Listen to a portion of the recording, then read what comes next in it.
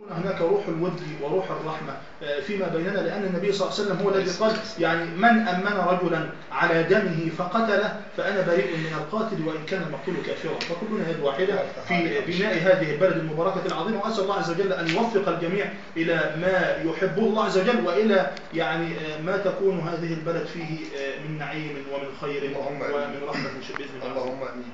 طب يا عم الشيخ، انت عضو مشترك في منتدى شباب نجم، وبالفخر ده انت فخر وضيف شرف منتدى شباب نجم. تحب تقول ايه نصيحه لشباب ابو نجم؟ طبعا يعني كلهم طبعا احبابي واخواني وكلهم زملائي طبعا. الكبير منهم والصغير احترمه واضع يعني فعلا يعني كل واحد فيهم فوق راسي، وكلهم احبابي. انا لا اقدم لهم يعني اي شيء من باب انني اامر بشيء او اتكلم عنهم باسلوب ان انا اكون امرا لهم، ولكن انا اتكلم معهم من باب الحب ومن باب النصيحه ومن باب الود. لابد وان نكون جميعا يعني أول شيء يسعدنا في الدنيا والآخرة أن نتمسك بكتاب الله عز وجل، أن نتمسك بكتاب الله عز وجل، وأن نتدارس كتاب الله تبارك وتعالى، وأن تكون سنة النبي صلى الله عليه وسلم بين أعيننا في المعاملات. لابد وأن نتعامل، يعني لابد وأن نحسن الظن بأنفسنا، لابد وأن نحسن الظن بإخواننا، لابد وأن نقدرهم كل تقدير، لأننا يعني صورة مشرفة للإسلام وللمسلمين. الأخ حينما يتعامل مع أخيه بكل ود وبكل حب، هذه معاني يعني بسم الله ما شاء الله يعني كفانا شرفا أن يخاف كل واحد منا على الآخر، وأن تكون العلاقة بيننا علاقة دينية شرعية. يعني أنا طبعا أأسف كل الأسف حينما يعني أجد أن هناك علاقات بين الشباب تكون هذه العلاقات يعني من باب المصلحة ومن باب المنفعة، فهذه طبعا مصيبة. لله در ابن القيم يعني كان يقول إذا رأيت إيمان بلا أخوة فاعلم بأنه إيمان ناقص، وإذا رأيت أخوة بلا إيمان فاعلم بأنها ليست أخوة الدين ولكنها أخوة التقاء مصالح وتبادل منافع. فإذا ما انتهت المصلحة وانقضت المنفعة عاد الأمر بعد ذلك إلى الهلاك والدمار والشحناء والبغضاء، ولا حول ولا قوة إلا بالله العلي العظيم. فأنا أطلب منهم أن يلتفوا حول كتاب الله، وأن ينتهجوا نهج سيدنا رسول الله صلى الله عليه وسلم، وأن نكون جميعا أخوة متحابين في الله في نشر الخير في هذه البلدة، وأن نحب الخير لأنفسنا كما يحب أحدنا الخير لنفسه. والله لا يؤمن كما قال صلى الله عليه وسلم والله لا يؤمن أحدكم حتى يحب لأخيه ما يحب لنفسه. فأسأل الله عز وجل أن يهدي شبابنا وأن يجمعنا بهم على خير. اللهم آمين. تمام الشيخ، بارك الله فيك. طبعا الشيخ دلوقتي تحب توجه كلمة للأهالي حضرتك؟ يعني ما أراه من خطر جسيم بالنسبة لأهالي هذه البلد المباركة العظيمة، يعني موضوع سرقة الرمل التي نراها ليل نهار. ليل نهار يعني من على يعني جسر الحلوة كما تعلم. فهذه إن تماد الأمر في هذه النقطة يعني قد لا يحمد عقباه بعد ذلك. سوف تؤدى يعني بنا المصائب إلى ما لا نهاية. فأسأل الله عز وجل ألا نصل إلى هذه المرحلة، والحل في أيدينا أن نكون كلنا متكاتفين كما ذكرت، وأن نمنع هذا الشر، وأن نبتعد كل البعد عن مثل هذه الأفعال التي يعني قد تؤدي بالبلد إلى الهلاك، ولا حول ولا قوة إلا بالله العظيم. هذه رسالة يعني قد تكون أولى وأساسية، لأنها هي التي نحن محتاجين إليها في هذه الآونة. أما بالنسبة للكلام فالكلام كثير عن أهل بلدتي، فهم طبعا آبائي وأجدادي وإخواني وزملائي وأحبابي، فأنا يعني ليس من باب الأدب أن أتكلم يعني عنهم بأي كلمة، ولكن بالفعل أن أتكلم بهذا الكلام خوفا على مصلحة البلد، وأن نكون جميعا يدا واحدة ولا نتفرق أبدا حتى لا يعني تضيع هيبة البلد بين سائر القرى. يعني بارك الله فيك يا مولانا. هو أنا ممكن أعرف أنت بالنسبة لبلد كفر النجم تتمنى إيه، أو ما هي المشاريع اللي أنت نفسك تحقق في كفر النجم لكي نطور بها البلد؟ طبعا أنت تعلم بأننا الآن بصدد يعني إنشاء وبناء المسجد الكبير بكفر النجم، فهذا طبعا يعني أفضل البقاع التي يتمنى أي إنسان أن تقوم يعني على شكل يعني أسأل الله عز وجل أن يتم هذا البناء على خير. وأن يعني يلين لنا قلوب أهل الفضل الذين من الله عز وجل عليهم بالأموال أن يكونوا بجوارنا في هذا الإنشاء الذي أسأل الله عز وجل أن يجعله في ميزان كل واحد يسعى في إنشائه.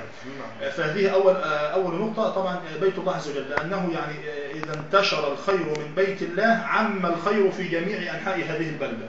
هذه واحدة. الأمر الثاني يعني أرجو أن تكون هناك يعني وحدة صحية، أن تكون وحدة متكاملة في بلدة كفر أو نجد، وأن تكون هذه الوحدة فعلا يعني تخاف على الصغير قبل الكبير وتوقر الكبير وتحترم كل واحد في هذه البلدة. يعني لسنا أقل من أي بلدة من البلدان المجاورة التي فيها وحدات صحية.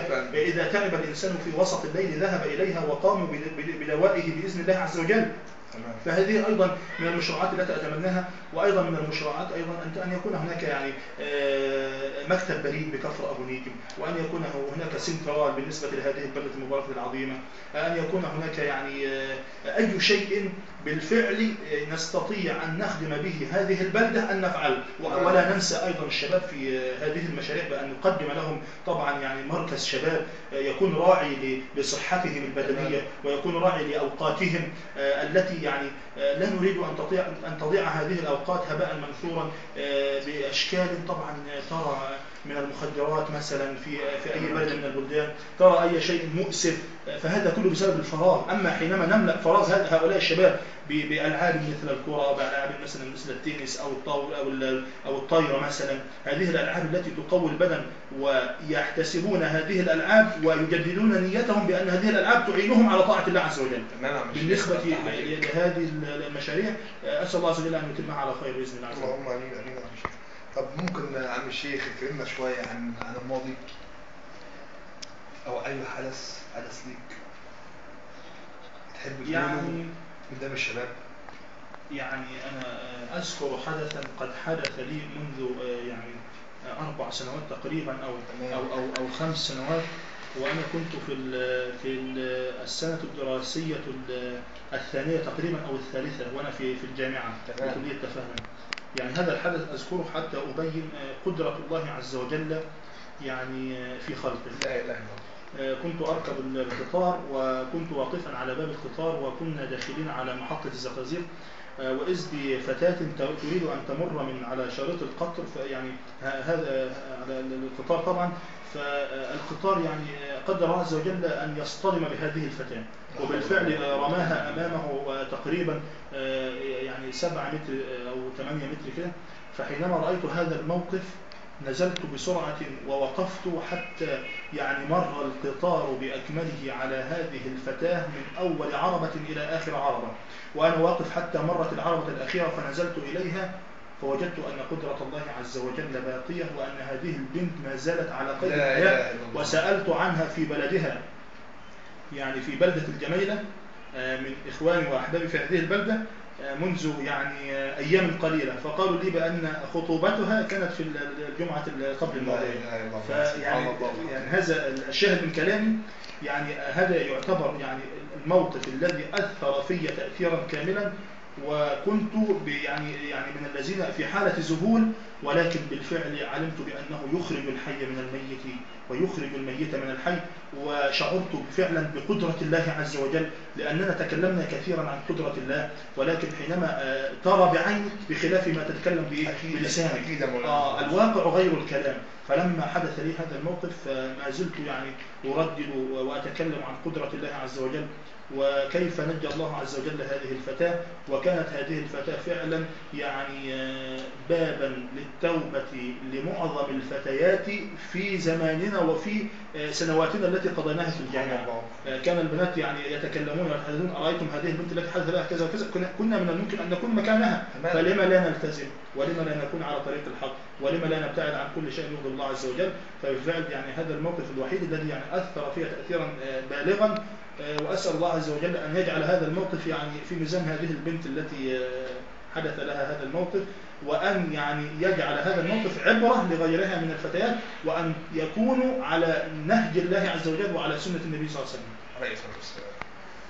في نهاية هذا اللقاء مع فضيلة الشيخ محمد صبري شحاتة، أتقدم بخالص الشكر والتقدير ليك فضيلة الشيخ.